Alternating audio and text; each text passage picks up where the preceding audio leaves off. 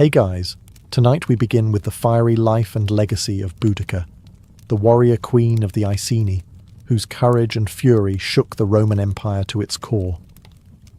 Her rebellion was bold, brutal, and unforgettable, a defining moment of resistance in ancient Britain. From being crowned queen to leading tens of thousands into battle, Boudica's life was a storm wrapped in iron and fire. So before you get comfortable, take a moment to like the video and subscribe. But only if you genuinely enjoy what I do here. And let me know in the comments where you're tuning in from and what time it is. It's always fascinating to see who's joining us from around the world. Now, dim the lights, maybe turn on a fan for that soft background hum, and let's ease into tonight's journey together. You are not born in a palace. There are no golden cradles or marble floors. You are born in a roundhouse, thatched roof, packed earth floor, smoke curling out of the hole in the ceiling like it's late for something. Outside, the wind hums across the moors. Inside, your mother hums something older. You are Iceni, born to the eastern edges of Britannia, a land the Romans will one day call a frontier, but which to you is simply home. There are no maps, only instincts. The rivers speak, the oaks stand tall, and the land feeds you when you respect it, and punishes you when you don't. As a child, you are not sheltered. You are wind-battered, mud-smeared, sun-warmed. You learn to ride before you walk properly. You learn the weight of a spear before you learn embroidery, which is just as well, since your embroidery looks like it lost a fight. Your parents encourage this. Daughters must be as sharp as sons, maybe sharper. Sons can be stupid and still inherit. Daughters have to earn it. The elders teach you stories, not from scrolls, but from memory. Tales of gods with antlers, queens with iron wills, and rivers that carry away cowards. You listen with wide eyes and a mouth full of honeyed oats. You don't just want to hear the stories. You want to be one. Your tribe lives close to the land and closer to rumour. You hear whispers of strange men with red cloaks and steel sandals landing to the south. They build roads where the earth didn't ask for them. They cut down sacred groves to make space for taxes. But they are far away. For now. You don't think about Rome. You think about horses. You think about the talk around your neck, bronze, heavy, passed down by the women who came before you.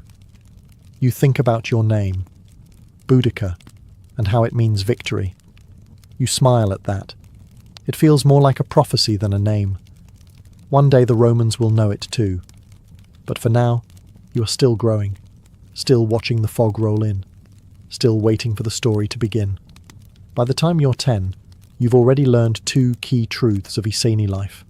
One, the Romans are always up to something, and two, if you don't learn to swing a blade, you may end up under one. You grow up surrounded by warriors, not polished soldiers with matching uniforms and synchronized marching like the Romans, but hardened fighters with wild hair, louder voices, and absolutely no sense of indoor volume. Armor is optional, scars are not. Your tutors are not scholars, they are survivors. Your lessons begin at dawn, not with arithmetic, but with a wooden sword and a bruised shin. You learn to block before you learn to breathe through your nose properly. Every meal comes with a side of training, whether it's dagger drills, spear throws, or dodging goats that seem personally offended by your existence. You're taught to ride by a man who's more horse than human and smells like he sleeps in hay, because he does. Your first mount is a shaggy pony with one eye and the attitude of a drunk badger. You bond immediately. But it's not all violence and livestock.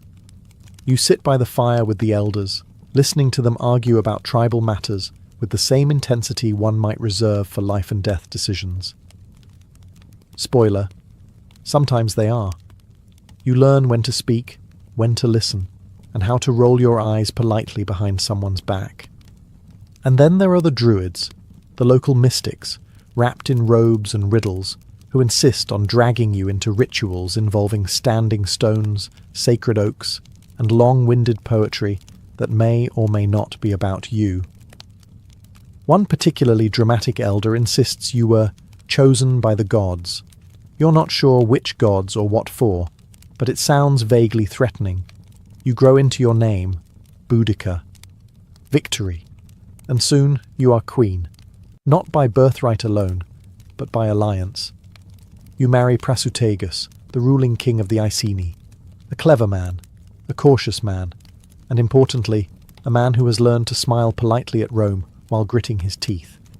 Rome doesn't conquer all at once. Sometimes it offers contracts instead of swords. That's what happened to your husband. After an earlier revolt in 47 CE, not led by you yet, the Iceni agreed to become a client kingdom of Rome. A friend. You remain independent, in theory. In reality, you're now expected to nod approvingly at Roman taxes, Roman architecture, and Roman officials who can't pronounce local names. As queen, your life changes. You live in a larger roundhouse now, one with Roman pottery, and the occasional visitor in polished armour who smells like olive oil and superiority.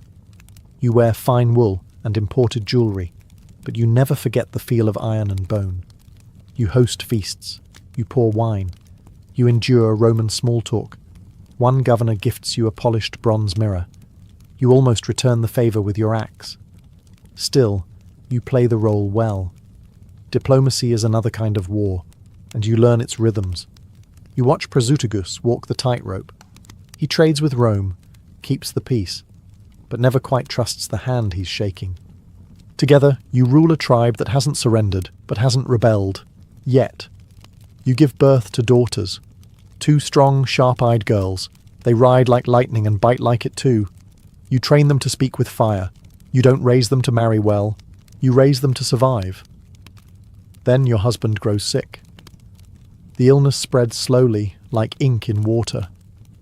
Prasutagus knows what happens to tribal lands when kings die without a Roman-friendly plan.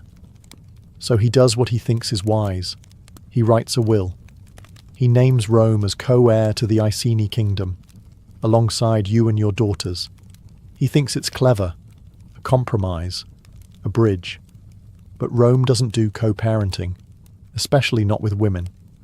You bury your husband in silence. You place his talk on the altar. And then you wait. Not for grief to pass, but for Rome to arrive. And they will. Not with condolences, but with chains. Your husband's body is barely cold when they come. Roman administrators, wearing smug expressions and impractical cloaks, arrive at your settlement not to mourn, but to audit. They don't bring condolences. They bring scrolls, debt collectors, and a particularly punchable air of entitlement. Prasutagus' will, naming Rome and his family as heirs? Ignored. Conveniently. The empire claims everything: land, weapons, livestock, treasure, even your throne. As if grief wasn't insulting enough, they inform you that the Iceni are now fully under Roman control. No vote, no ceremony, just Latin paperwork and a forced smile. You try diplomacy. You quote their own laws back at them. They quote steel back at you. Then it escalates. Roman soldiers storm your home, not with an army. They don't need one. Just enough men to send a message. They tear down your status like it's scaffolding. They strip you, beat you, publicly. The queen of the Iceni, dragged through the dirt in front of your people. And your daughters, you dare not speak it aloud. What they endured was beyond cruelty. The kind of trauma Rome writes off as discipline. The kind that never leaves a mother's heart. You hold them afterward, trembling and silent. You look into their eyes, and something old stirs inside you, older than Rome. Something the Romans never understood. Fury with purpose. The village elders urge patience. They fear Rome's retribution. They speak of survival, of waiting, of silence. You do not scream, not yet. But inside you a new oath is written. The Iceni are watching. Your people kneel beside you in the dirt, not in weakness, but in shared rage. This wasn't just an insult to you. This was a message to every Briton. You will bow, or we will break you. And you think, if they wanted you broken, they should have killed you. You don't rise for your own dignity. You rise because the land itself demands it. The ancestors demand it. The gods of oak and iron demand it. You rise because your daughters will never be anyone's spoils. And somewhere far away, Rome has no idea that they've just made their worst mistake. They said it was justice, order, policy, a necessary correction. But what you remember is the sound, the whip on your back, the silence of your people, the weight of your daughter's stares. Not full of fear, but something worse, understanding. Because they know this isn't about tribute, or land, or politics. It's about humiliation. You, Boudica, queen of the Iceni, dragged from your home and lashed like a thief in front of your tribe. Not executed. No, that would have made you a martyr. This is more efficient. You're alive, broken, visibly disgraced, meant to serve as a warning. But whoever authorized this had clearly never met an angry Briton. The scars on your back don't hurt as much as the memory of your daughters, what was done to them, what can't be undone. They are too young for vengeance, but you are not. And as the blood dries, you begin to calculate. You don't scream. You plot. You attend the tribal councils. You say little. You listen more. You gather the whispers of other tribes just as angry, just as bruised. The Trinovantes, the Catuvalauni, the Dobunni. Rome thinks you are all fractured, and they're right, but even a cracked rock can crush a man's skull if dropped from high enough. You begin speaking in metaphors: fire, storm, the mother bear who loses her cubs. You do not demand war. You offer revenge as a natural consequence. The women hear you first, then the elders, then the warriors. You train in secret. Old weapons are reforged.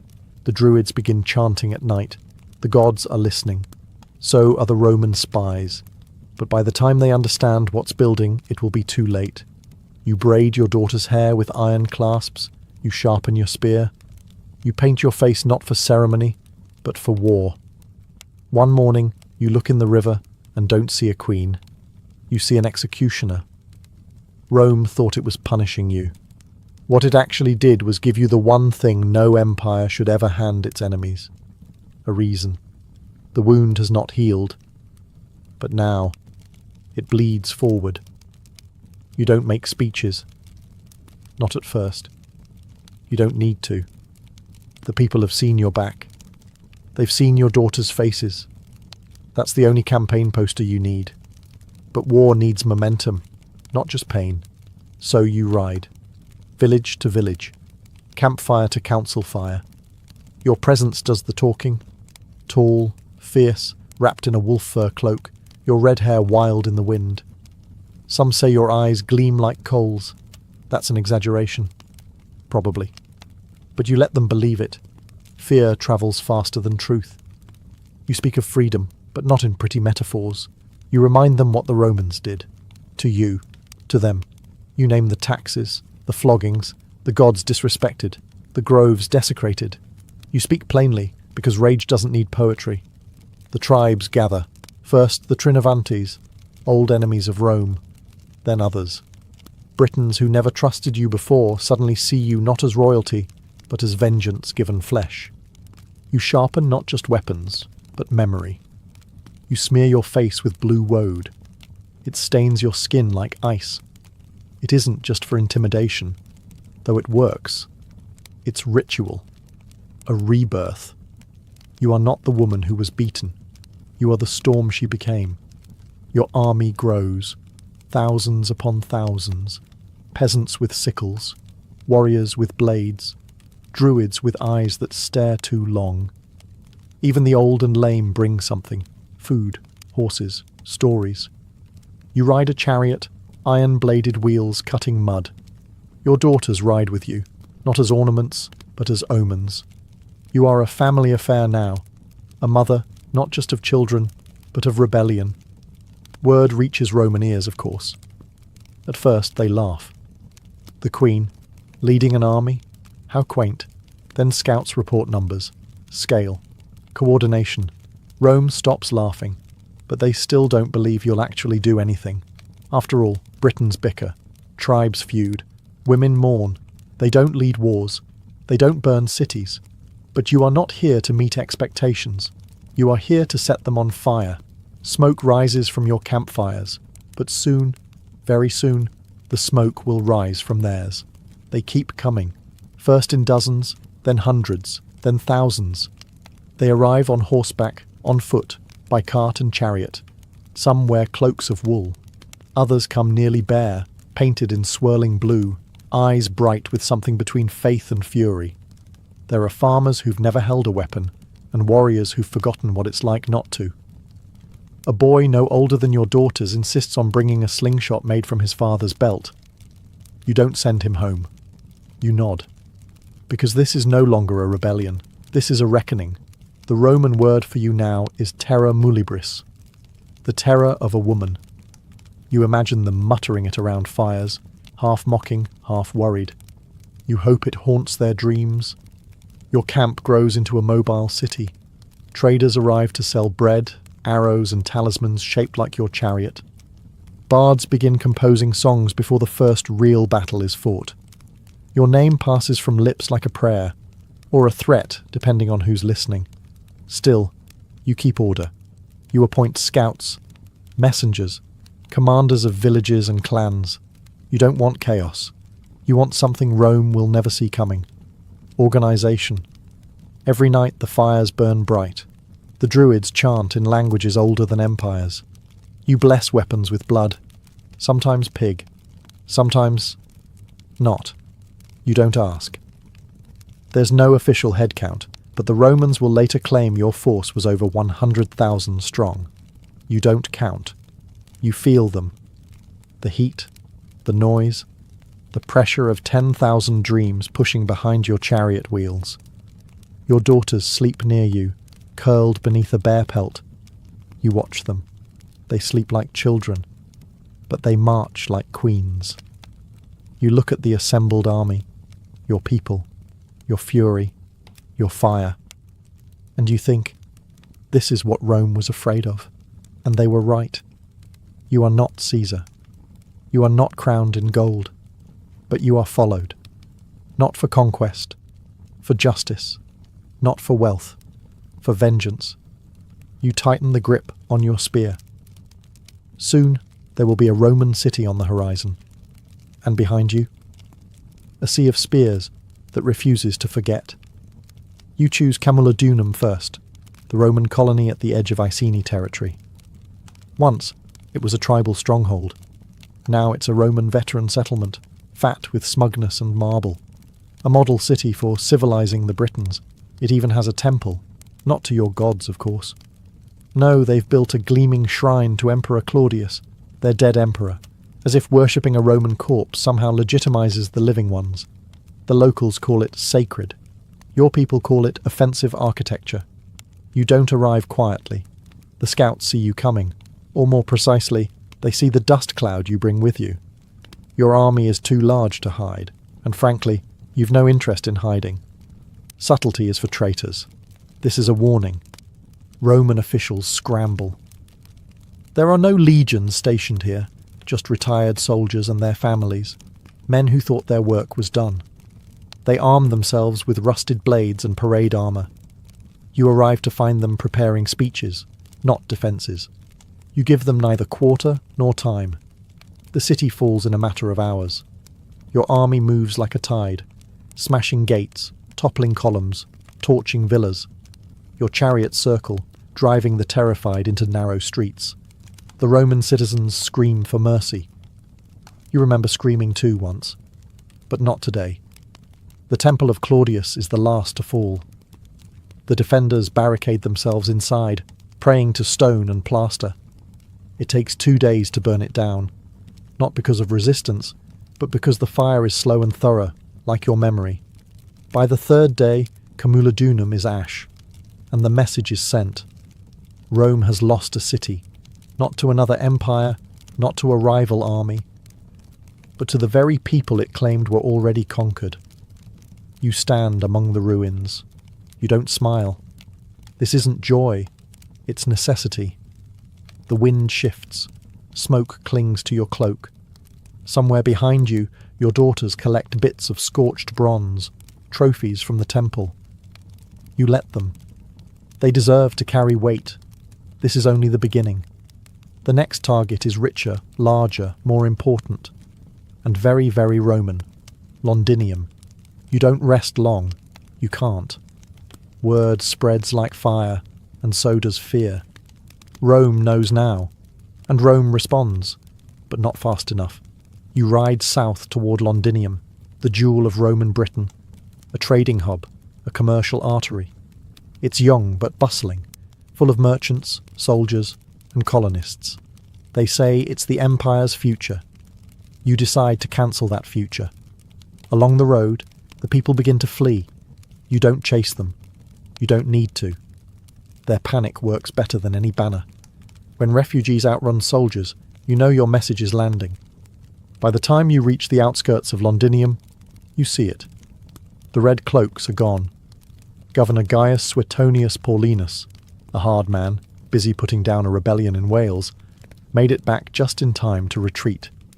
He looked at your numbers, your fires, your smoke-darkened sky, and did the most Roman thing imaginable. He left. He abandoned the city to save the province. You don't hesitate. Londinium is wide open. Streets meant for parades now run with ash. The marketplaces that once sold olive oil and honeyed dates are stripped clean, then razed. Roman homes, warehouses, bathhouses, all reduced to cinders. There are those who stay. Some believe the empire will protect them. Some are too old, too proud, or simply too slow. You issue one final offer. Leave now, or be judged by the gods of your land and mine. Many ignore you. History will call what happens next a massacre. The Romans naturally will count the bodies. Tens of thousands, they'll say. Maybe that's true. But what you know is this. You were unheard, and now the world listens. Among the flames, you find a Roman ledger, half burned. It lists Iceni names beside debts. You toss it into the fire and keep walking. No temples are spared, not this time. You tear the statues down with your own hands. The gods who watched your daughters suffer get no mercy.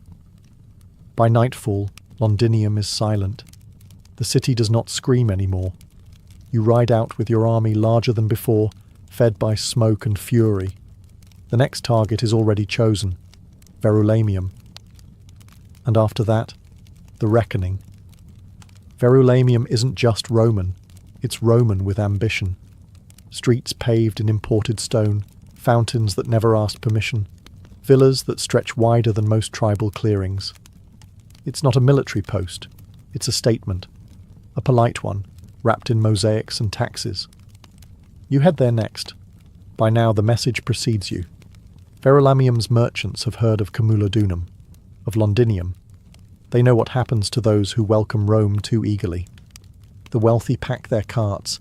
They flee west, clutching silver gods and ledgers full of unpaid grain. You let them go. Vengeance, you've learned, has a schedule. When you arrive, it's not resistance you meet. It's emptiness. The soldiers are gone. The politicians gone. Only the unlucky remain, and a few who simply didn't believe in you. The kind of people who assumed no mother, no woman, no tribal queen could make the empire tremble. You show them otherwise. The gates fall open like rotten fruit. Your warriors pour through the streets. Flames follow. The town centre, once designed to awe, cracks and collapses under its own pride. The temple is empty, but you burn it anyway. The bathhouses hiss like dying snakes. Statues melt. Market stalls char.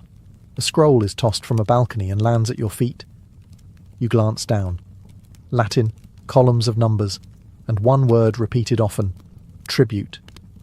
You smile, a grim, humourless thing, and toss it into the fire. It's not just the city that burns. It's what it stood for. Verulamium was meant to be the future, a Romanised Britain, a place where Latin silenced the old songs, and wine replaced mead, and a woman like you would bow instead of lead. Instead, it's smoke and rubble. By the third day, it's done. You've burned 3 Roman towns to the ground. Your army swells with every step, with every ember. Some join because they believe, some because they fear, some because they have nowhere else to go. You don't ask why, you only ride forward. You've struck at the body. Now Rome will strike with its teeth. The governor is preparing a defence, and the final battle is on the horizon. You ride through ash now. It clings to your boots, your hair, your breath. The gods have had their offering. 3 Roman towns, burned to the bones, their columns toppled like brittle trees. You've written your message in smoke and charred stone, but you're starting to feel the weight. Not regret? No, but consequence. Your army is massive, unpredictable, glorious, and a bit bloated. Too many mouths, too much loot. Not enough discipline. The chariots creak under stolen pottery. Some warriors ride with gold necklaces and Roman tunics draped like trophies. A few have swapped spears for wine jugs. They cheer you still. They still chant your name. But it's changing. This army. It's no longer just vengeance. It's become movement, myth, momentum. And momentum has no brakes. You hear whispers. Some ask when you'll stop. Others ask why you haven't already marched on the Roman fortresses. And others, more honest, ask where the next loot will come from. Justice has followers, but treasure has investors. The Druids sense it too.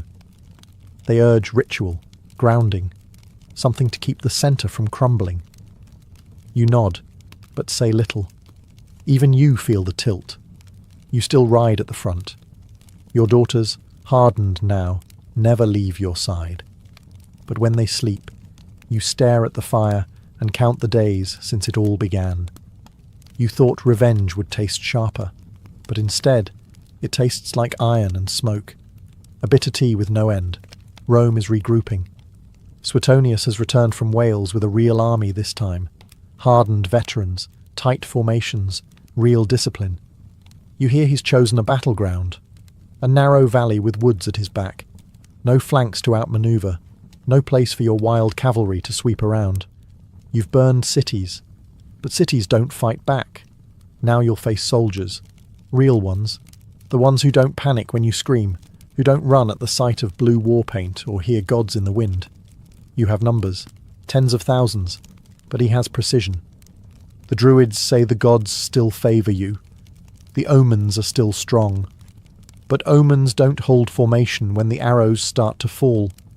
You've been marching forward for so long, it takes a moment to recognise what's happening. Rome is no longer retreating.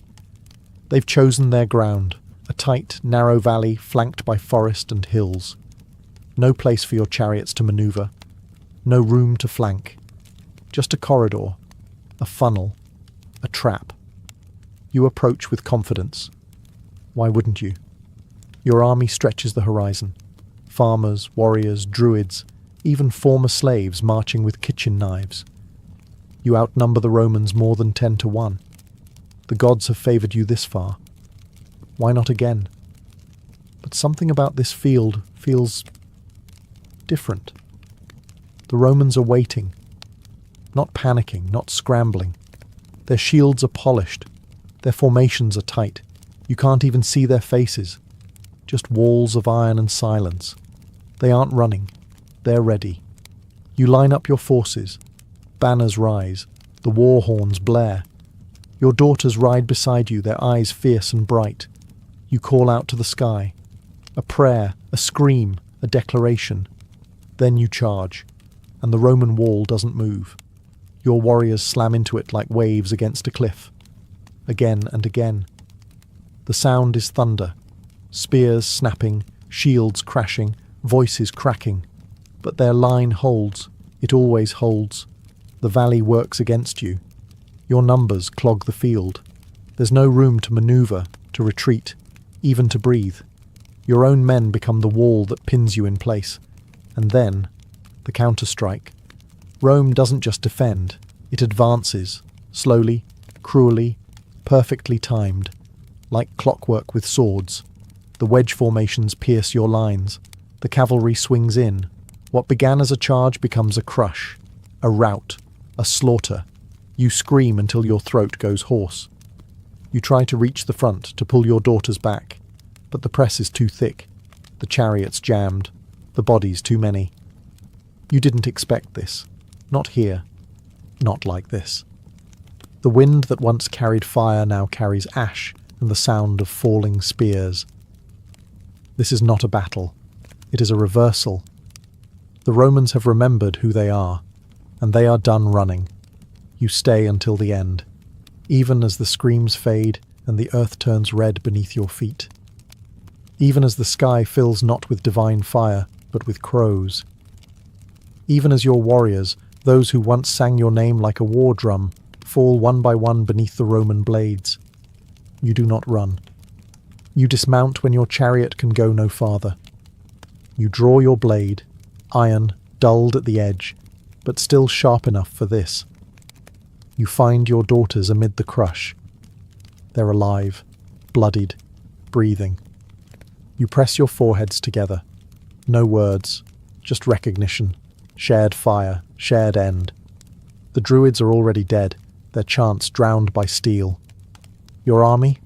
Gone. Some trampled, others broken, others fleeing into the woods. Rome does not chase. It doesn't have to.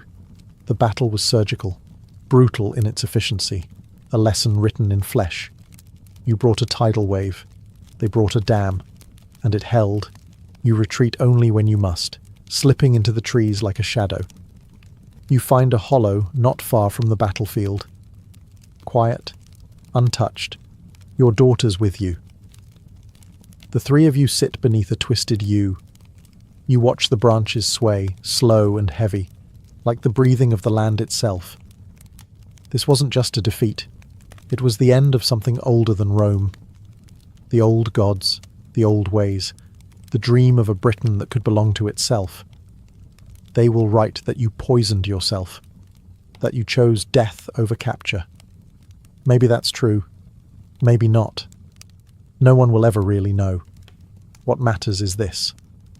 You didn't die on your knees. You didn't die silent. You rose, you burned, you fought. You gave the empire a scar it would never forget. The Romans will claim victory, but even Suetonius will admit it. Your rebellion nearly lost them Britain. You weren't just a queen. You were a storm in human form. And even after your body returns to the earth, the name Boudica will echo, through fear, through fire, through every woman who refuses to be forgotten. The battlefield is quiet now. Suetonius, the Roman governor, surveys the carnage. His men collect weapons, strip bodies, pile the dead. Efficient, grim work. History demands records. And Rome, ever practical, begins rewriting before the blood has even dried. They call it a victory. Of course they do. They say Boudica died honourably, or dishonourably, or disappeared. No one agrees. Tacitus claims she took poison. Cassius Dio suggests illness. Some say she rode into the mist and became legend.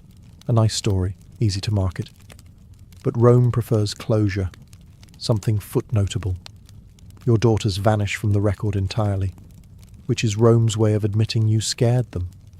Britain remains under Roman control, but it's different now. The empire doesn't build new temples to Claudius. It tightens the reins, fortifies the settlements, garrisons more troops.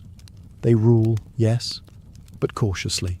With the occasional glance over the shoulder, they'll pretend you were a fluke, a moment, an outburst. But moments don't burn cities. Outbursts don't rally nations. You became the one thing Rome couldn't annex, a myth. Years pass, centuries. The empire collapses as all empires do, but your name survives, passed in whispers through British woods, carved into stones, sung in halls lit by fire and defiance.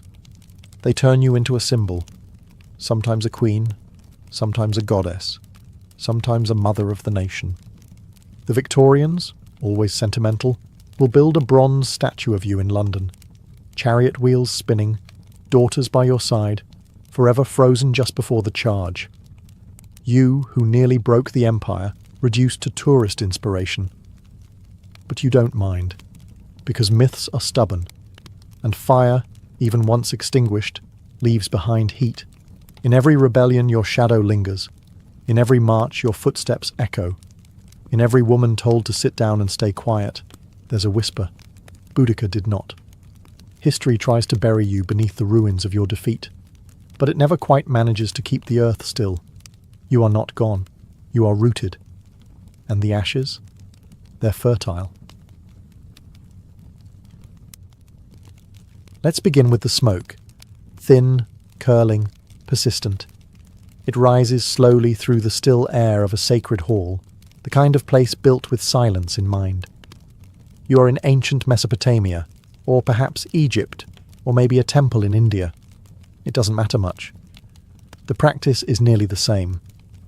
Here, fragrance is not luxury, it is necessity. Priests, barefoot and robed, carry small clay burners or bronze censers, filled with glowing embers. Upon these, they drop resin, beads of hardened tree sap, gathered from distant lands, frankincense, with its bright citrus edge, myrrh, darker, earthy, almost bitter. The moment it touches the coal, it sizzles, then smokes, then perfumes. The air is no longer air, it is sanctified. In the temples of Egypt, they took this further. A blend known as kaifi was meticulously prepared, a mix of over a dozen ingredients, wine, honey, raisins, juniper, and cinnamon among them. It wasn't cooked during the day. It was prepared at dusk, when the coolness allowed aromas to rise more gently. Kaifi wasn't just a fragrance, it was a ritual in itself. The making of it was prayer. The burning of it was offering. The smell of it was believed to calm the gods and the dead. In ancient India, sandalwood and camphor played similar roles. In Greece, temples burned aromatic woods and resins to accompany hymns. In early Israelite tradition, the burning of incense was dictated by exact measurements. Too much, or the wrong mixture, was considered dangerous. Divine things had rules. Why all this attention to smell? Because for the ancients, scent was a pathway, a road from the mortal to the divine. Unlike statues or songs, scent is invisible and lingers. It travels in all directions. It reaches you even if you close your eyes. To ancient peoples, that made it sacred. So the temples remained fragrant, constantly, not just during ceremony. The air itself became an offering. A place could smell holy. And if a place could smell holy, then maybe, just maybe, you could too. Now breathe in, as if you were standing there, and exhale. Let the smoke rise and fade. Now let us drift east, to the warm shores of Egypt, to the glittering city of Alexandria. Imagine the breeze coming off the Mediterranean, salty, warm, heavy with jasmine and sandalwood. Cleopatra, Queen of the Nile, ruler, linguist, alchemist of seduction, did not simply wear perfume. She crafted legend from it. Cleopatra understood something few rulers truly grasped. The nose remembers. Long after gold has dulled and words have faded, scent lingers. It clings to memory. So she used it, not only to entice, but to command. She wasn't merely perfumed, she was an experience. According to the Roman historian Plutarch, Cleopatra once had the sails of her royal barge soaked in perfume, oils of rose and cinnamon, so that her arrival could be detected by scent alone, long before she came into view. The air around her was curated. You smelled Cleopatra before you saw her. You remembered her long after she left.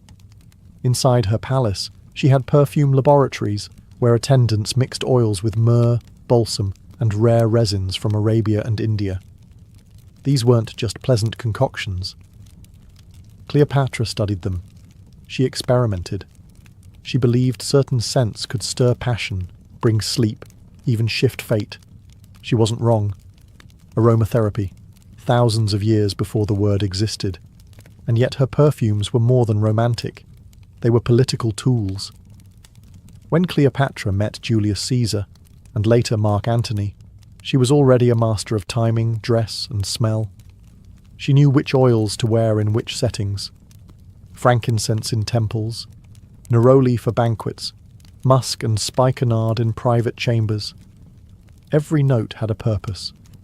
There is even a legend that Cleopatra once created a scent so alluring that it caused a general to forget his own name. That may be fiction. But what is certain is this: no other ruler made fragrance into a language as she did. For Cleopatra, perfume was not indulgence, it was power, it was strategy, a whisper delivered not through voice, but through the air itself. So tonight, if your room is still, imagine her walking past. You won't hear her, but perhaps you'll smell rose and cinnamon and honeyed wind, and that will be enough. Now let the breeze take us to the marble courtyards of Greece and Rome, lands of columns, scrolls, and long philosophical walks. But tonight, we do not come for debate, we come for fragrance. The Greeks approached scent with curiosity. They believed aroma was more than decoration. It shaped behaviour, even morality. Hippocrates, the father of medicine, recommended aromatic baths and massages to maintain balance in the body and mind. For him, rosemary oil wasn't just pleasant, it was medicinal. Sandalwood soothed, myrrh purified, scent aligned the soul, but not everyone agreed. The philosopher Plato looked at perfume with suspicion.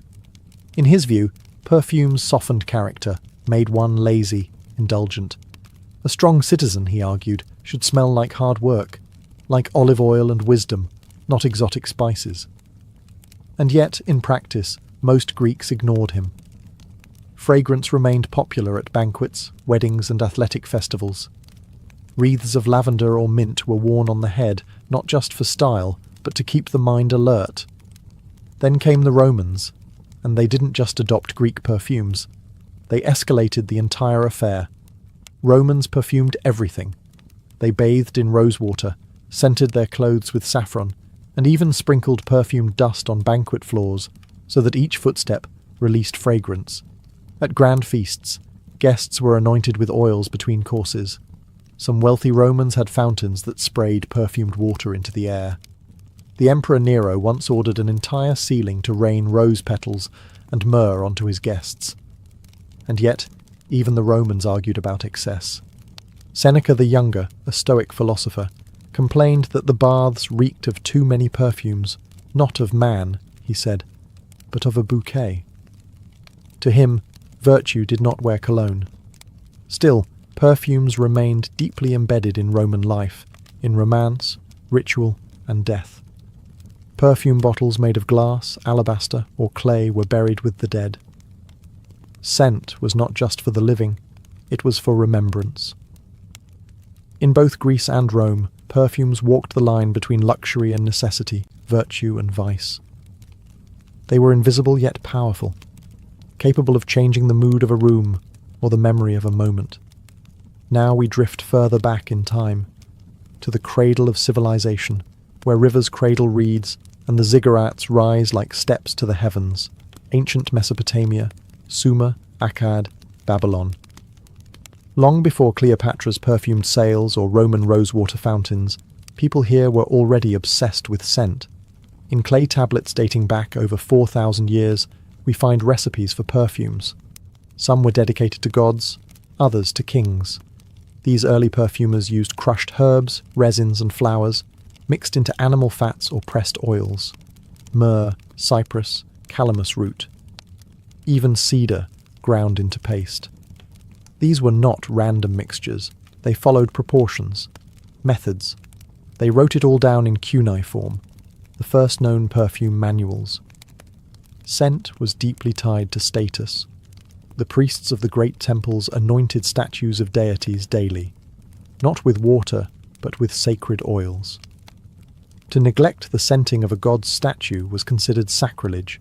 Fragrance maintained cosmic order. That which smelled good was pure. That which stank was chaos. In Babylon, the hanging gardens may or may not have existed, but aromatic plants like coriander, thyme, and roses certainly did. The palace gardens weren't just for food or beauty. They were perfume factories. As the wind blew through them, the air itself became an extension of power. perfume also played a role in courtship. In Assyrian records, men of status sent perfumed garments or oil-soaked handkerchiefs as gifts. These gestures spoke volumes without a word. "I smell like wealth," they said. "I am worth remembering." Mesopotamian burial rites also included perfume. The body was washed with oils, the tomb filled with scented goods. In life, scent was status. In death, it was dignity. They believed fragrance might help the spirit transition, gently. And then there were the merchants. Babylonian traders travelled far for spices and resin. The scent trade was one of the earliest global networks, linking the Indus Valley, Arabia, and Egypt in a quiet, fragrant economy. The cost of myrrh rivaled gold. Let the sands settle now, and step quietly into the heart of ancient Egypt, a place where scent was not merely a pleasure, but a gateway to eternity. In Egypt, perfume was inseparable from ritual, medicine, and the afterlife. It wasn't just for the living, it was for the dead. And so the art of embalming became the highest form of perfumery. The process was elaborate. The body was washed in palm wine, not to cleanse, but to purify. Then natron, a kind of natural salt, was applied to draw out moisture. But here's where the fragrance begins. After desiccation, the body was anointed in layers of oils: cedarwood, myrrh, frankincense, cinnamon, and juniper berry. These weren't random selections. Each oil served a spiritual purpose, and each scent had symbolic meaning. Frankincense, with its citrus-like bite, was said to drive away evil. Myrrh represented healing. Cinnamon warmed the body. These oils didn't just preserve, they consecrated. The goal of mummification was not simply to stop decay, it was to transform the body into something holy, something divine, something sweet-smelling. The ancient Egyptians believed the gods themselves smelled good, that the breath of the gods was fragrant. To enter the afterlife, one had to smell like a god. Even the wrappings were scented. Linen soaked in oils was layered around the body in careful spirals. Amulets were tucked between folds. In some royal tombs, archaeologists have found small perfume jars still sealed, still containing traces of thick resinous paste, thousands of years old, and yet faintly aromatic. Perfume was also part of the funerary offerings. Jars of kefi, the sacred incense blend, were placed near the sarcophagus. Perfumed cones were worn on wigs during mourning rituals. These wax cones, scented with lotus and honey, would slowly melt in the heat, anointing the head and releasing fragrance during the ceremony. It was both visual and olfactory theatre. To the Egyptians, death did not smell of decay. It smelled of myrrh, of pine resin, of eternity. Let us follow the trail now, not of armies or empires, but of fragrance, invisible, persistent, and profoundly valuable. This is the story of the spice routes, arteries of ancient trade where perfume was born, bottled and sent drifting across civilizations. Long before perfumes were mass-produced, their ingredients had to be hunted, harvested and hauled, sometimes over thousands of miles. Myrrh from the Horn of Africa, cinnamon from Sri Lanka, spikenard from the Himalayas, frankincense from southern Arabia, where trees bled golden resin. These weren't just exotic aromas, they were currency. The demand was constant. Babylon wanted frankincense, Egypt needed myrrh, Greece adored rose oil, Rome demanded everything. But none of these civilizations had all the ingredients. So merchants set out, by camel caravan, by ox cart, by fragile ship. They crossed blistering deserts and stormy seas, their cargo sealed in clay pots or goatskin pouches. Perfume ingredients were precious and perishable. A single cracked jar of oil could ruin a merchant's fortune. But the rewards? Enormous. In some periods, a pound of cinnamon was worth more than silver. Along these routes, ideas travelled too. Techniques, recipes. Perfume was not merely traded, it was transformed. In India, perfumers experimented with distillation. In Arabia, they refined techniques for capturing floral essences using enfleurage and oil maceration. In Persia, fragrance became entwined with poetry, medicine, and paradise itself. By the time materials reached Greece or Rome, they carried not only scent, but story. A vial of spikenard wasn't just exotic. It was legendary. Kings had traded for it. Saints would one day be anointed with it. These ancient highways, stretching from China to the Mediterranean, weren't marked by signs or milestones, but by smell. Enter a market in Damascus, and the air would be thick with cardamom, saffron, and sandalwood. Turn a corner in Petra, and you'd pass walls lined with resin and rose petals. The cities smelled like the world. Now, let us walk softly into the sacred groves and stone temples of ancient India, where fragrance was not just worn, it was worshipped. In India, scent was woven into every layer of life: medicine, ritual, love, and philosophy. The Vedas, some of the oldest scriptures known, speak of perfumes and incense as gifts to the gods.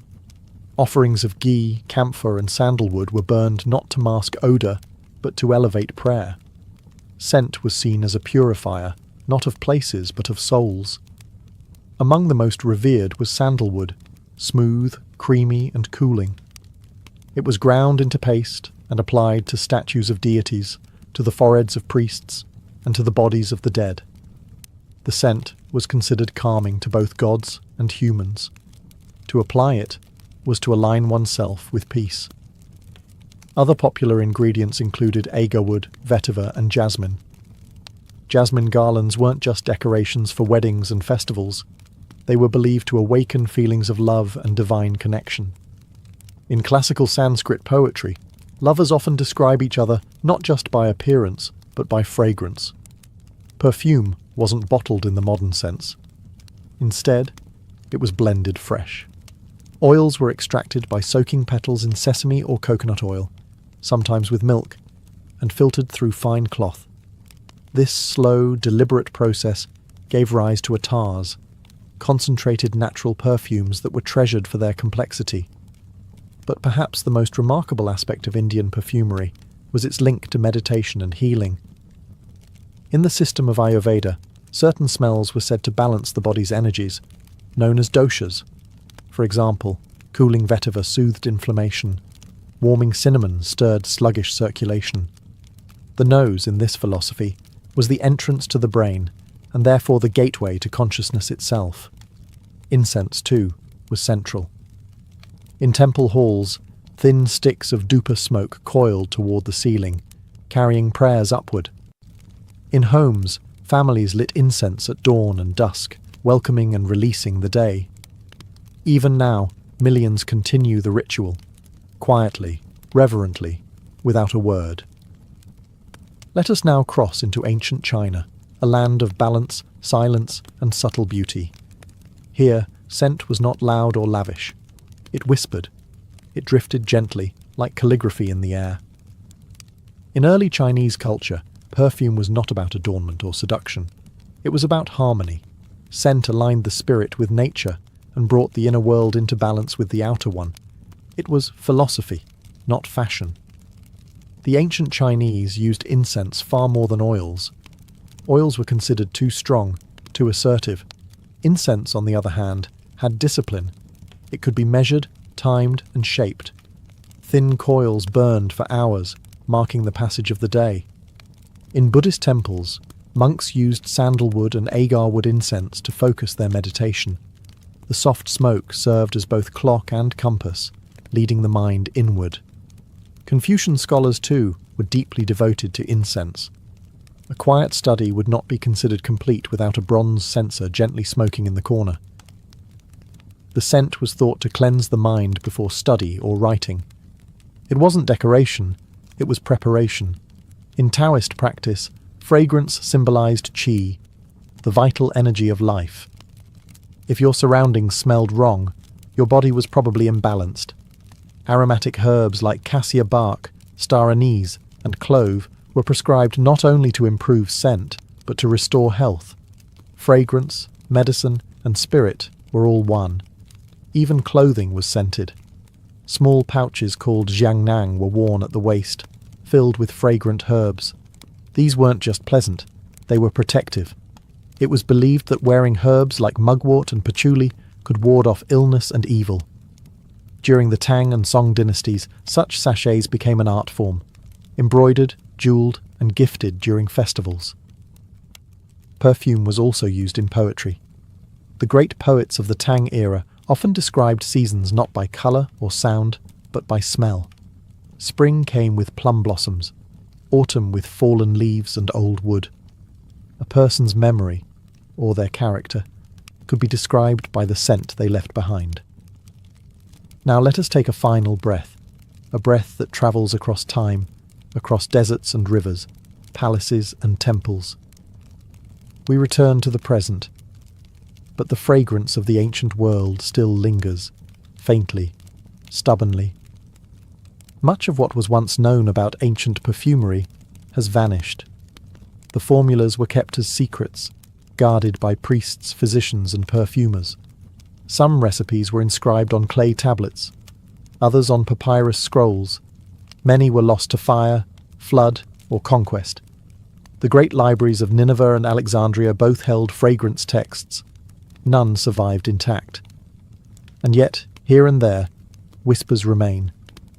In 2012, archaeologists unearthed a 2,000-year-old perfume factory in Cyprus, burnt clay vats, traces of lavender and olive oil. In Egypt, residues found in tomb jars suggested mixtures of myrrh, cinnamon, and lotus oil. In Israel, scholars have attempted to reconstruct the sacred temple incense, the Ketoret, based on ancient texts. The ingredients? Still debated, still sacred. Even Cleopatra's perfumes have been reimagined. A team of researchers in 2019 claimed to reproduce one of her signature blends, based on ancient recipes and residue from Egyptian perfume bottles. The result? Dark, spicy, earthy, long-lasting. Not the kind of perfume found in modern shops, but something deeper, something older. Perfume, after all, is memory suspended in oil. It tells stories silently. You cannot hold it, yet it holds you. One drop can carry 1,000 years. Today, the descendants of those ancient scents live on, in rituals, in medicine, in flowers pressed between pages. Modern perfumers still use oud from agar wood, just as in China. They still use myrrh and frankincense, just as in Mesopotamia. Rose oil, still expensive, still beloved, just as Cleopatra favoured. Even the idea of scent as sacred remains. Lighting incense before meditation, spraying perfume before a special evening, washing a loved one's hands in rose water. These gestures are ancient. We just forgot how ancient. It began with a sound, not the clank of chains or the bark of a hound, but something softer, a whisper, passed from one person to another under cover of darkness, behind cabin doors and church pews. It wasn't a name or a threat. It was a direction. North. In the early 1800s, enslaved African Americans began fleeing the plantations of the American South, not just with desperate hope, but with help. The Underground Railroad was not an actual railroad. There were no tracks, no trains. It was a hidden web of people, places, and plans, routes carved into memory, safe houses disguised as ordinary farms, barn lofts with trapdoors, false-bottom wagons, cellars behind walls, conductors, often free black Americans, white abolitionists, or formerly enslaved people themselves, guided runaways on foot, by night, using only the stars, especially the North Star, to navigate. They crossed swamps, rivers, and forests. They slept in haystacks and hollow trees. And they knew that one wrong knock could mean capture or death. Yet, the system worked. And it spread. Word of mouth became the most powerful signal, using songs, quilts, and code words to mark houses that could be trusted. A lantern in a certain window, a particular flower planted out front. Everything meant something. It wasn't centralized. There were no headquarters. It was a living organism. built on bravery, shaped by secrecy. And it relied entirely on trust. A person risking everything to run had to rely on strangers, in strange lands, with no certainty of safety. And yet they ran. By the mid-1800s, the Underground Railroad stretched from the Deep South to northern states like Ohio and Pennsylvania, and even farther, to Canada, where US laws could not reach. Thousands of people escaped through this invisible network, and behind every escape was an untold number of quiet heroes, farmers, ministers, teachers, and families who opened their doors, shared their bread, and risked imprisonment for the sake of a stranger's freedom. It was not an act of rebellion, but of conscience, of humanity. In the silence of those nights, footsteps moved through cornfields and creeks, inching toward freedom. The railroad didn't run on steam. It ran on hope and whispers. She stood barely 5 feet tall, with a soft voice and a scar on her head that never let her sleep through the night. But when Harriet Tubman moved, people followed, and chains were broken. Born into slavery in Maryland around 1822, Harriet Tubman knew the brutality of bondage firsthand. She had been beaten, whipped, and nearly killed before she ever reached adulthood. At one point, a heavy iron weight thrown by an overseer fractured her skull. It left her with a lifetime of headaches and vivid, dreamlike visions she believed were messages from God. In 1849, Harriet escaped alone. She followed the North Star on foot, through the marshes, woods, and danger. It would have been enough to survive. But Harriet wasn't finished. She went back, and again, and again. Over the course of a decade, Harriet Tubman returned to the South an estimated 13 times, guiding over 70 enslaved people to freedom. She never lost a single one. Not a single person under her care was captured. A feat so extraordinary, it became legend even in her lifetime. She carried a pistol, not just for protection against slave catchers, but to prevent anyone from turning back. The stakes were too high. If you were with Harriet, you kept going forward. They called her Moses, after the biblical figure who led his people out of Egypt. Like Moses, she relied on faith, but also on precise planning, uncanny timing, and trusted allies. She knew which homes to stop at, which rivers to cross, and which towns to avoid. She moved at night, using songs and bird calls to communicate in code. Harriet Tubman eventually became one of the most wanted women in the South. A $40,000 reward was once offered for her capture, an astronomical sum for the time, but no one ever turned her in. Later she would work as a nurse, a Union Army spy, and a suffragist. But it was her time on the Underground Railroad that shaped her legend, not as a myth, but as a symbol of what one person can do against a system built to crush them. Harriet Tubman did not free half a nation. She simply refused to leave anyone behind. There were no printed maps, no train schedules, no road signs that read, "Freedom, next exit." The Underground Railroad was built entirely on memory, trust, and silence.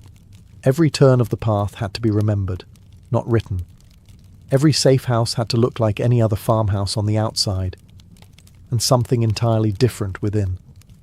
Routes varied depending on the time, region, and threat level. Some ran through dense forests of the Carolinas, others followed the rivers of Ohio, or the winding roads of Pennsylvania. For many, the final destination was Canada, where US law could not drag them back. But getting there meant navigating through hundreds of miles of slave patrols, bounty hunters, and betrayal. That's where the genius of the system came in. Safe houses, known as stations, were often homes of abolitionists, Quakers, free black families, or sympathetic farmers. These homes might contain hidden rooms behind staircases, trapdoors in kitchen floors, or false walls that led to candle-lit cellars. Some even used hollowed-out wagons with false bottoms to transport passengers during the day. The people who guided escapees from one safe location to another were called conductors. They memorized entire networks, landmarks, friendly homes, dangerous areas, and often risked arrest, or worse if caught. Passengers had to trust these conductors completely. There was no going back.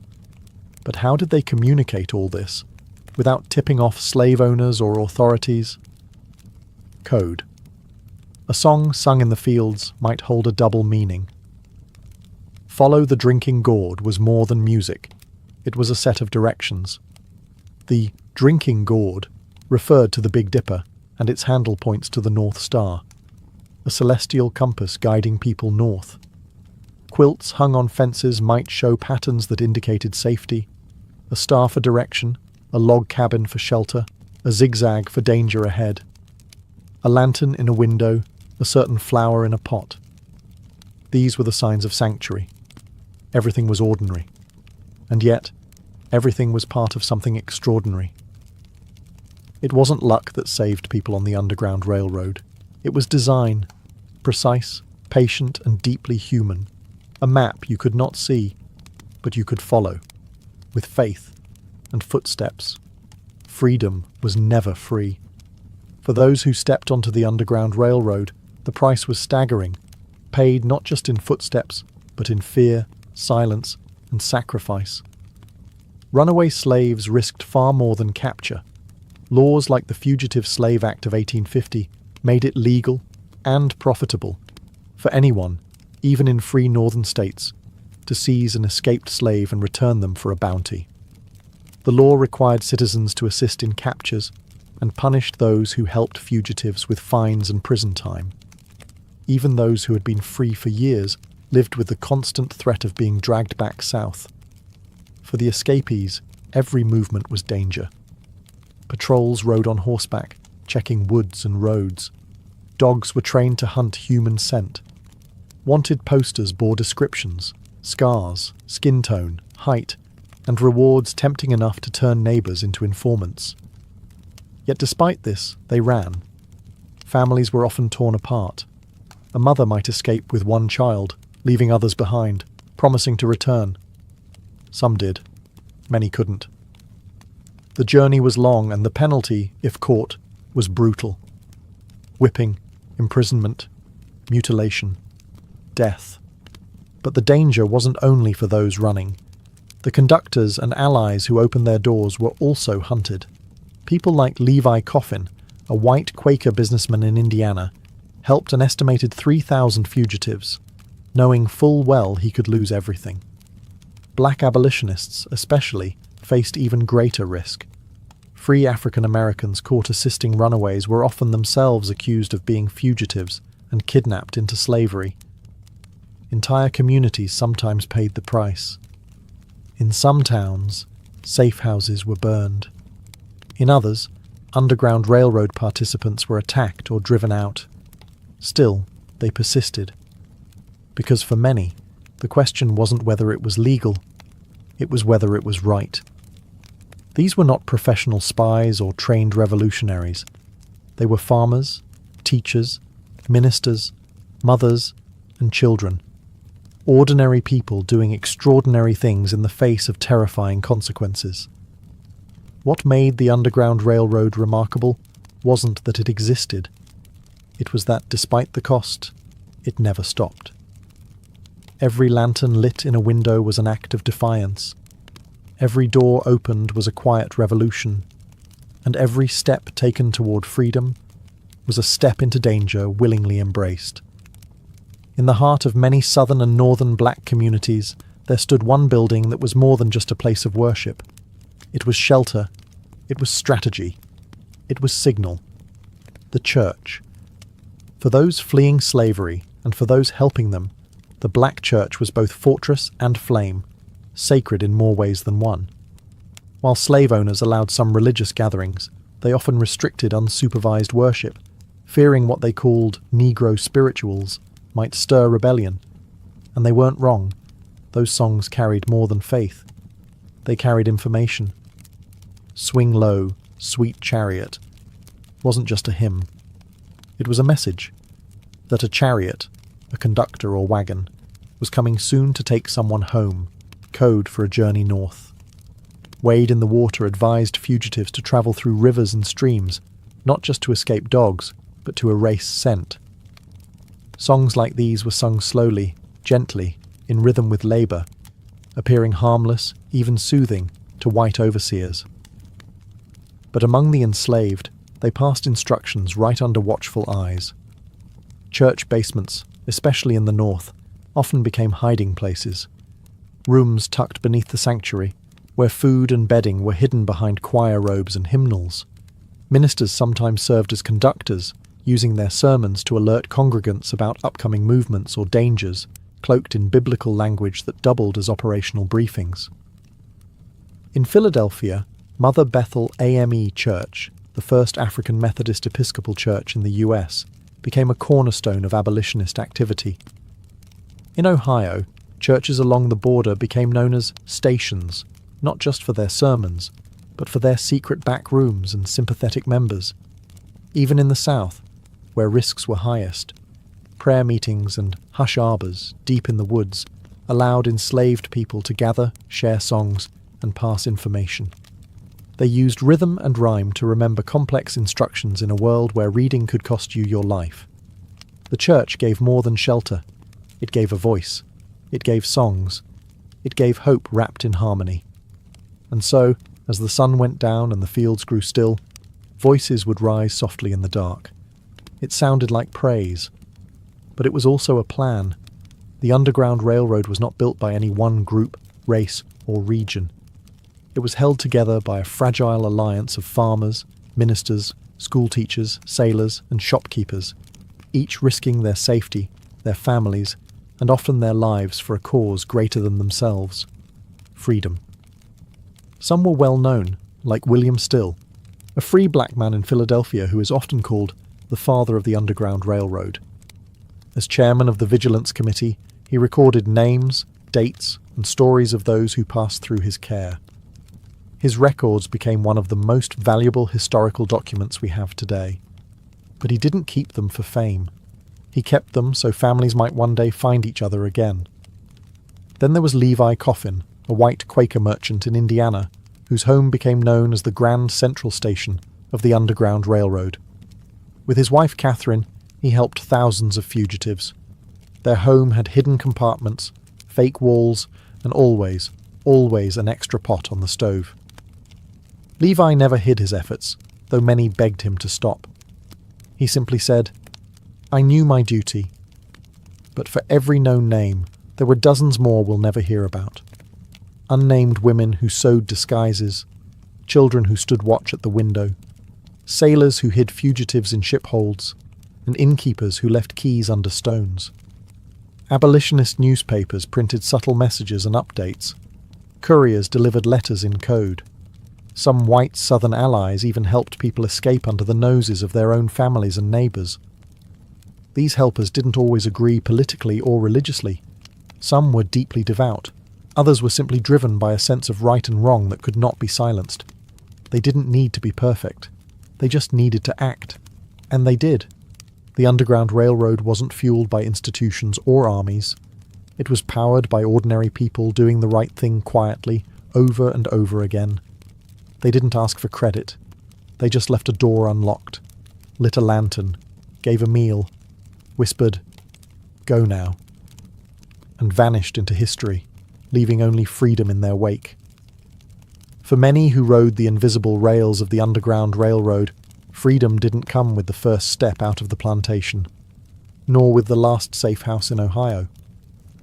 It came across a border, one that marked more than just geography. It marked safety. It marked survival. It marked Canada. In the early to mid-1800s, even northern US states became unsafe after the passage of the Fugitive Slave Act of 1850, which allowed escaped slaves to be captured and returned from almost anywhere in the country. No papers, no questions. Freedom was fragile, unless it lay beyond America's reach. So they pressed on. Canada, under British law, had abolished slavery by 1834. Once fugitives crossed into Ontario, often by way of Detroit, Buffalo, or upstate New York, they were finally beyond the grasp of slave catchers and US law. There, they could breathe. Not easily, not always safely, but legally. That mattered. The journey was brutal. Long stretches were made on foot. Rivers had to be crossed in rowboats under the cover of night. Some fugitives bribed ferrymen. Others waited for ice to form before walking across. Each crossing was a gamble. And yet, they came. By some estimates, 30,000 to 40,000 formerly enslaved people made it to Canada. Entire communities formed in places like Windsor, St. Catharines, Buxton, and Toronto. There were schools, churches, businesses. Black Canadians began publishing newspapers, founding anti-slavery societies, and advocating for civil rights, not just for themselves, but for those still in bondage back south. Harriet Tubman herself lived in St. Catharines for several years, using it as a base for her return trips into the US to rescue others. For her and many others, Canada wasn't the end. It was a beginning, but it wasn't a paradise. Racism and economic hardship still existed. Black settlers were often segregated and given the hardest, lowest-paying jobs. But they were not property. They were not hunted. And that difference meant everything. So imagine the moment. Your feet touch foreign soil. Your heart is still racing. You turn and look behind, across the river, across the past, then forward. For the first time in your life, no one owns you. You are free, and the stars are still overhead. The Underground Railroad didn't just change lives, it rattled the foundations of a slaveholding society, and that society fought back. To Southern slave owners, every successful escape was more than lost property. It was a crack in the wall of their power. Their wealth, laws, and way of life all relied on one brutal fact. People were treated as things, and the Underground Railroad shattered that illusion, one step at a time. So they struck back with fear. Posters offering rewards for fugitives became a common sight. $100, $500, even $1,000 for a man, woman, or child, returned dead or alive. Slave catchers, some sanctioned by law, others simply bounty hunters, roamed northern states with dogs, pistols, and forged paperwork. Free black Americans were often kidnapped off the street and sold back into slavery under false claims. To make escape even harder, Congress passed the Fugitive Slave Act of 1850, the most draconian version yet. It forced northern officials and citizens to aid in recaptures. Judges were paid more for ruling in favour of slaveholders, and anyone who assisted an escape, even with bread or shelter, could face fines and jail. The law turned even free states into hunting grounds.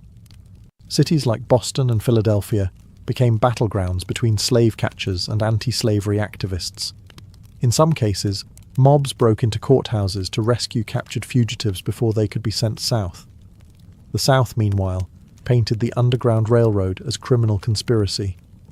Pro-slavery newspapers accused northern abolitionists of stealing property and inciting rebellion. Rumours of insurrection spread fear and were sometimes used to justify brutal crackdowns on enslaved communities. And yet, the railroad pressed on, because the very intensity of the backlash only deepened the resolve of its operators. They dug tunnels, added false walls, built tighter networks. Some moved further north, into Canada, to avoid the growing reach of federal enforcement. The resistance didn't stop the railroad. It revealed just how powerful it had become. Every capture sparked outrage, every escape gave hope, and every clash over fugitive slaves pushed the nation closer to a breaking point, one that would erupt soon enough in civil war. But before the armies marched and the battle flags flew, there were whispers and wagons, and the quiet rebellion of ordinary people doing what the law forbade and what conscience demanded. The Civil War came, and with it, the Emancipation Proclamation, the fall of the Confederacy, and the legal end of slavery in the United States. But long before Lincoln signed a single document, long before armies clashed at Antietam or Gettysburg, freedom was already being claimed in secret, by torchlight, by footstep, by those who ran, and those who reached back to help others follow. The Underground Railroad was never a building, a monument, or a government program. It left behind no statues at the time, no official medals or records. Its legacy was carved into the soil, the stars, and the memories of those who walked it. It lived in stories, whispered, shared, sometimes believed, sometimes dismissed. And yet, it persisted. Today, the paths walked by fugitives are honoured in museums, memorials, and preserved homes. Places like the Harriet Tubman Underground Railroad Visitor Center in Maryland or the National Underground Railroad Freedom Center in Cincinnati stand as quiet testaments to those who risked everything for liberty. But its true legacy goes beyond any one location.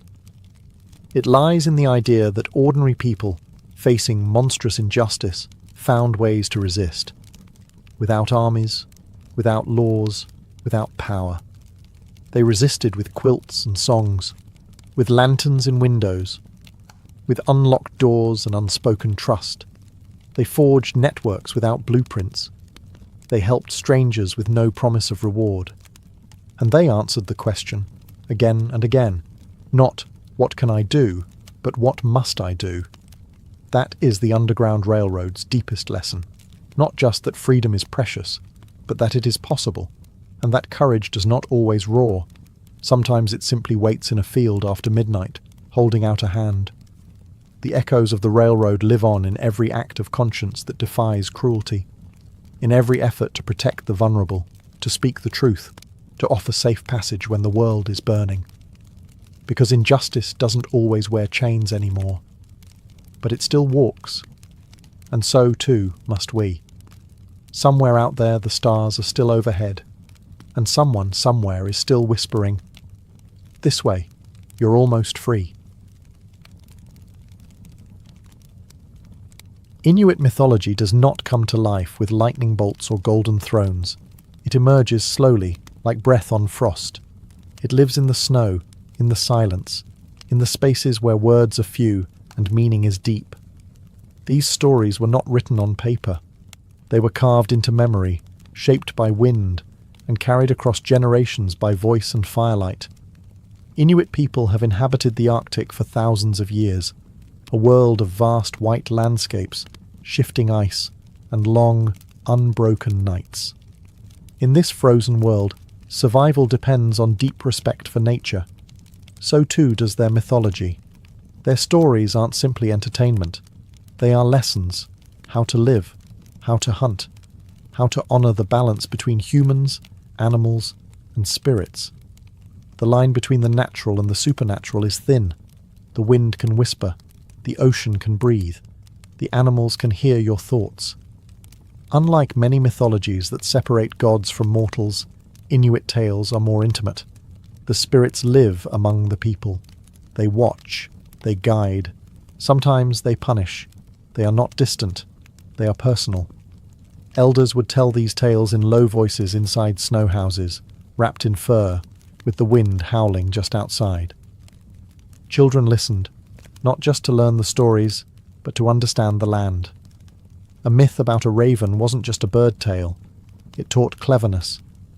A story about a seal spirit wasn't just eerie.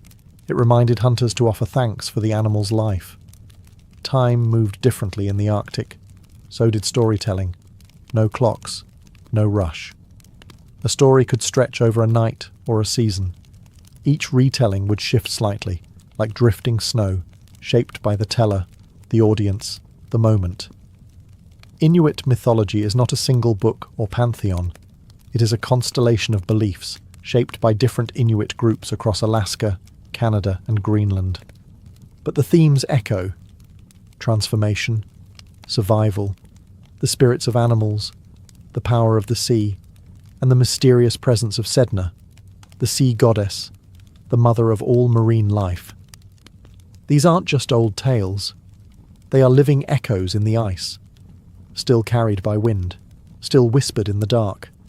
Beneath the frozen waves of the Arctic Ocean, in a kingdom of cold silence and drifting bones, lives Sedna. She is not a goddess in the classical sense. She does not sit on a throne. She does not wear a crown. She is tangled in the currents, her hair long and dark, her fingers lost to betrayal. Sedna is the most powerful spirit in Inuit mythology, the mother of all sea creatures. The seals, whales, walruses and fish are said to have come from her. She governs the ocean's bounty, and if she is angered, the hunt fails. The sea goes quiet. The people go hungry.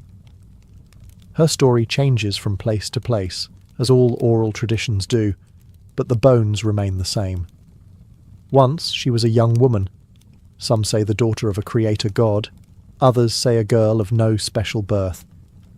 Many versions tell of how she refused suitors or was tricked into marrying a bird or a dog disguised as a man. Her father, seeking to rescue her or rid himself of shame, takes her away by boat. But the storm rises.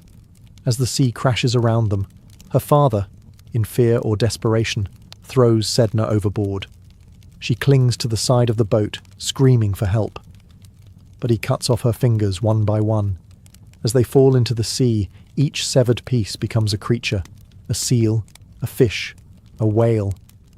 Sedna sinks. She does not die. She becomes. Now she dwells beneath the sea in a shadowy realm, her hair always tangled, her spirit always watching. When hunters are greedy or disrespectful, she withholds the animals. She must be appeased. A shaman is sent into trance, journeying beneath the sea, combing her hair, calming her fury, asking for forgiveness. Sedna is pain. Sedna is power. She is the memory of betrayal and the keeper of balance. She is why hunters must give thanks. Why no part of the animal is wasted. Why silence follows the kill. She is the ocean's grief and its mercy. And even now under the ice, Sedna waits, listening. In the Inuit world, animals are not just animals. They are watchers, teachers, spirits wrapped in fur and feather, fin and fang. To survive in the Arctic is to live among beings that are powerful, intelligent, and deeply aware. You do not conquer them. You speak to them. And sometimes they speak back. Inuit mythology is filled with stories of animals that walk between worlds, not just physically, but spiritually. Some transform, appearing as humans in animal form, or animals who shed their skin to walk among people as men or women. These are shapeshifters, and they carry both wisdom and danger.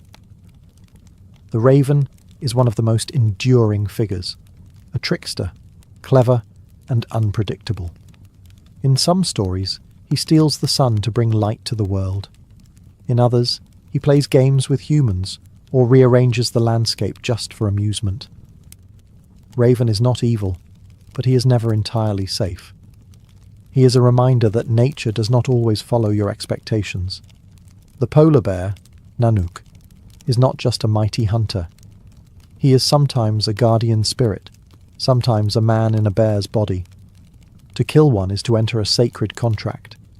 The bear must be honoured, its bones returned to the earth, its soul thanked, or else the spirits may turn cold and silent. Then there are the spirits that guard the animals themselves. Every creature, seal, fox, caribou, has an inua, a kind of soul. If the animal is mistreated or taken without respect, its inua can return in anger. Some Inuit stories tell of animals who come back, disguised as people, to punish or test those who forget gratitude. And always, beneath the surface, there is the quiet truth. Humans are not the masters of nature. They are guests, temporary ones. And the animals, seen or unseen, are older than memory. So children are taught early. Do not laugh at the raven. Do not waste what you hunt. Do not step on a sleeping seal's shadow.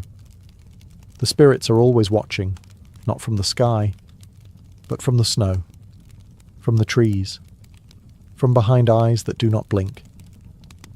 In the vast Arctic, where the land seems endless and the sky feels close enough to touch, there are those who can move between the seen and the unseen. They are not priests, not prophets. They are something older, wilder. They are the Angakuk, shamans of the Inuit. The Angakuk is not chosen lightly. Some are born with signs, unusual dreams, visions, or survival from impossible accidents. Others are trained. But all must walk the edge between life and death, sanity and silence, earth and spirit. Their role is both healer and messenger. When someone is sick and no herb or bone can cure them, the Angakuk is called. When the seals vanish from the ice or storms rise without end, it is the Angakuk who travels, not by foot, but by soul.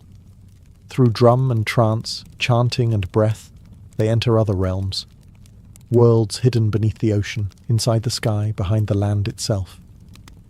It is not a vision, it is a journey. In these spirit realms, the Angakuk meets beings that no ordinary person should face.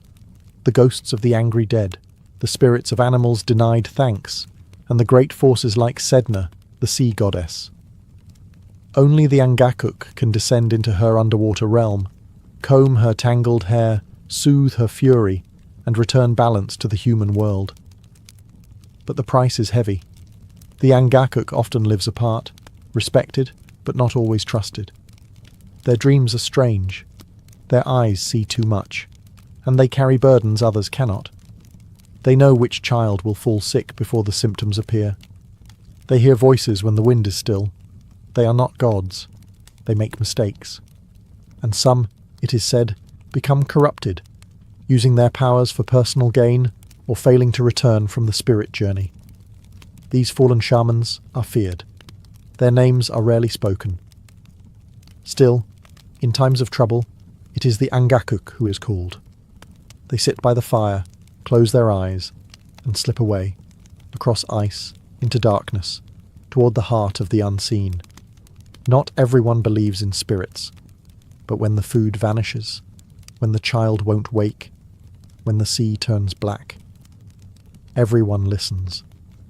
In the Arctic night, when the snow is still and the dogs refuse to bark, the elders say to keep your voice low, not because of wolves, not because of wind, but because the dead are listening. Inuit mythology does not draw a firm line between life and death. The dead are not gone.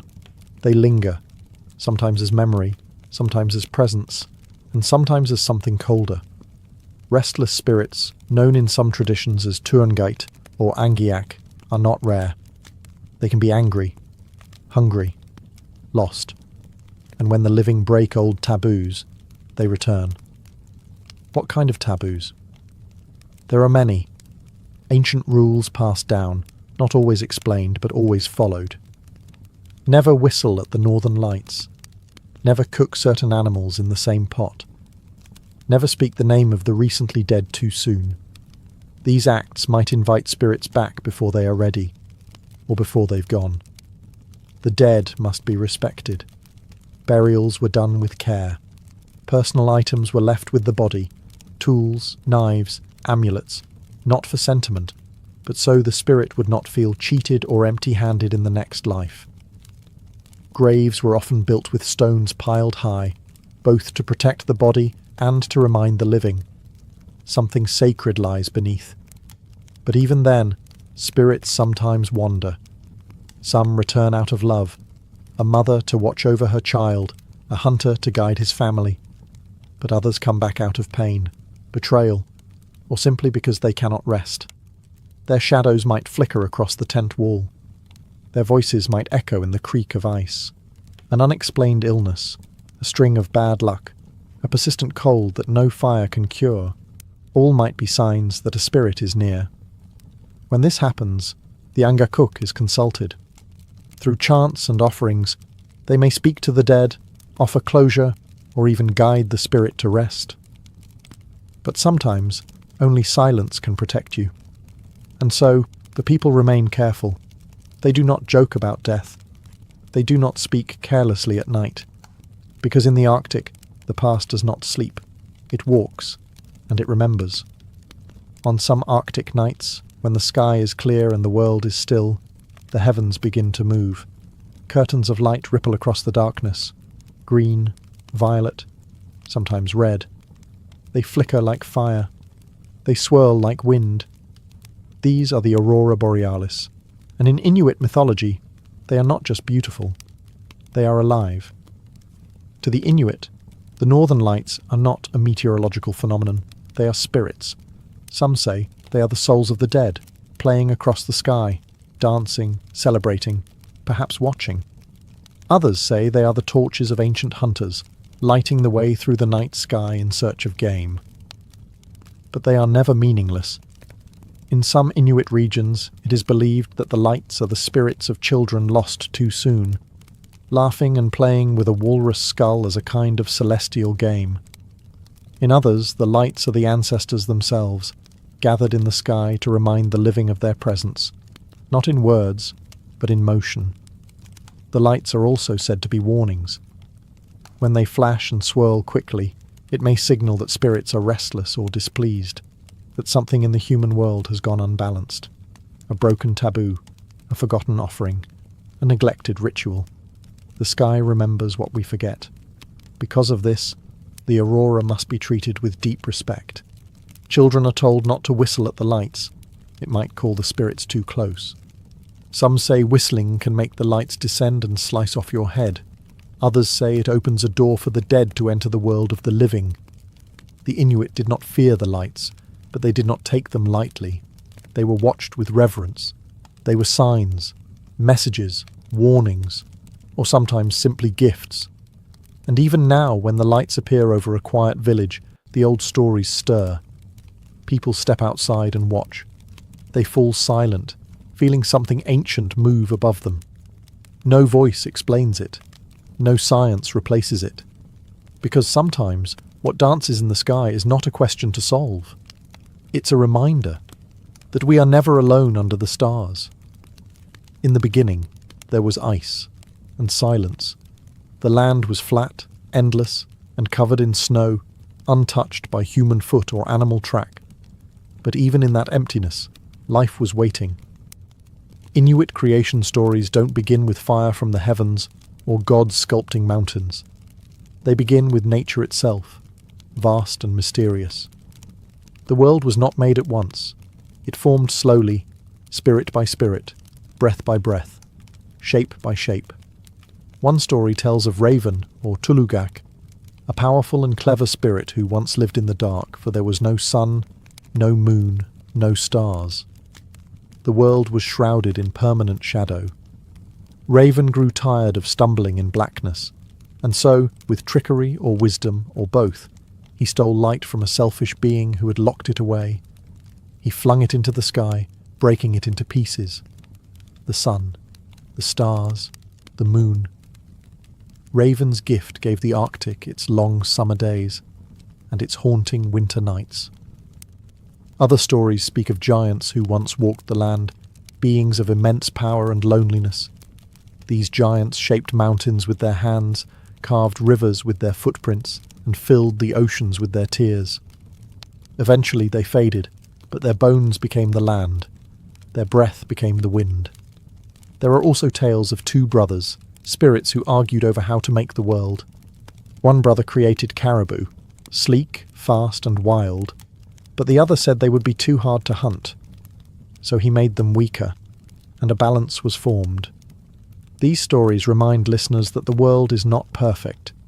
It is negotiated. Everything has its cost. Creation, in Inuit belief, is not a one-time event. It is ongoing. Every hunt, every storm, every birth and death, these continue the shaping. The land listens, the sea shifts, the world is not finished, and humans, we are not masters, we are guests. To live in the Arctic is to live in a world still forming, still speaking.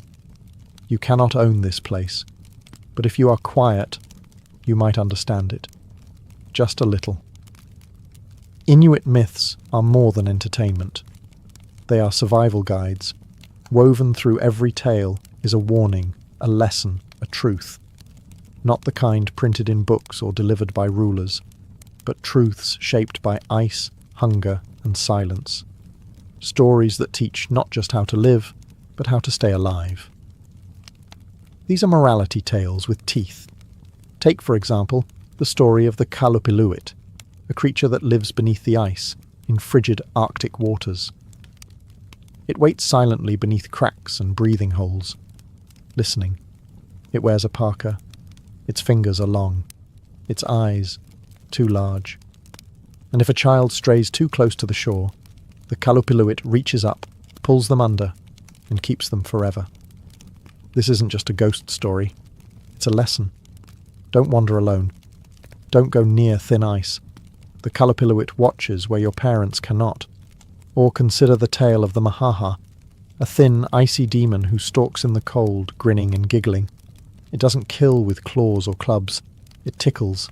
With long fingers, it tickles its victims until they freeze or stop breathing. Absurd? Maybe. But it teaches caution. Never take the silence of the Arctic for safety. Some dangers come smiling.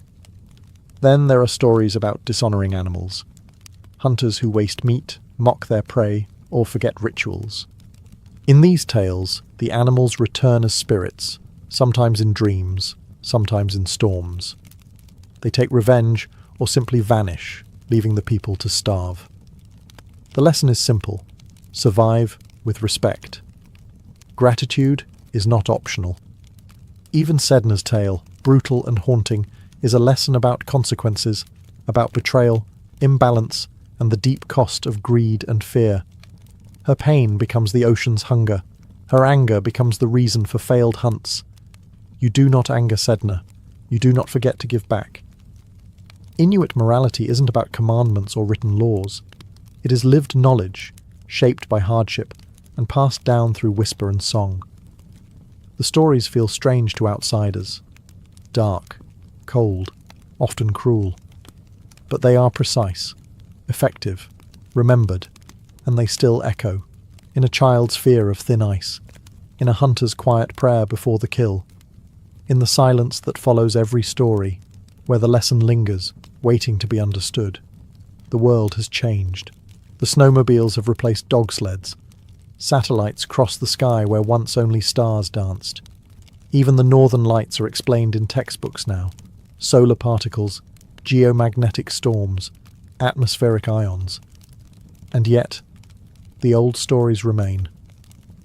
Inuit mythology, though once only passed from mouth to ear beside whale oil lamps, has survived colonization, missionary pressure, and modern distractions. It has lived through forced relocations, language suppression, and the long, painful shadow of residential schools. And still, the myths whisper beneath the surface. Today, Inuit artists carve Sedna into soapstone. Children in Nunavut still hear about the Kalapilluit from their grandparents. Inuit rappers reference ancient spirits in modern lyrics. Storytellers perform in community centres, bringing ancient figures like Raven, Mahaha, and the shape-shifting polar bear to new generations. These aren't relics, they are tools, cultural memory, identity stitched together from shadow and survival. In a world where climate change threatens traditional hunting routes, and where screens glow brighter than firelight, these myths ground the Inuit people. They remind them, and anyone listening, that human beings are not separate from nature, that the land has rules, that spirits still walk quietly alongside us. Modern Inuit leaders, scholars, and elders have taken up the task of preserving not just the myths, but the language and rhythm of storytelling itself. Because the stories lose power when translated into the cold shapes of colonial tongues. The syllables of Inuktitut carry meanings that English cannot. Yet even in translation, the stories pulse. They speak of resilience, of grief, of the hard beauty of survival. And though the world may try to categorize them as folklore, superstition, or bedtime stories, the Inuit know better. These are not just stories. They are maps of who they are, of where they've been, of what they carry. So if you ever find yourself in the Arctic, far from the lights and noise of the south, pause for a moment. Let the wind pass. Listen to the ice groan, the snow shift, the sky move. You might hear a story in that silence, old, unfinished, still breathing, just like the people who told it.